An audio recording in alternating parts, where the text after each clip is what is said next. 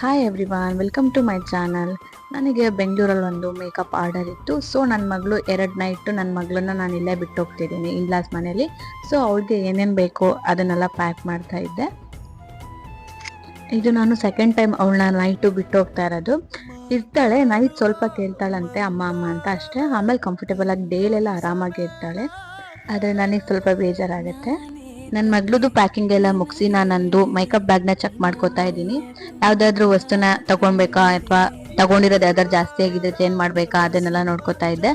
ಹಾಗೆ ಅದನ್ನೆಲ್ಲ ಮುಗಿಸ್ಕೊಂಡು ನಾನು ನನ್ನ ಬಟ್ಟೆನೂ ಸ್ವಲ್ಪ ಒನ್ ಡೇಗೆ ಪ್ಯಾಕ್ ಮಾಡಿಕೊಂಡೆ. ಇಷ್ಟ ಆಗಿತ್ತು ಇವತ್ತಿನ ಮಿನಿ ವ್ಲಾಗ್. ಹೋಪ್ಸ್ ನಿಮ್ಗೆಲ್ರಿಗೂ ನನ್ನ ವ್ಲಾಗ್ ಇಷ್ಟ ಆಗ್ತಿದೆ ಅಂತ ಅನ್ಕೋತೀನಿ. Thanks for watching. Please subscribe ಮಾಡ್ಕೊಳ್ಳಿ.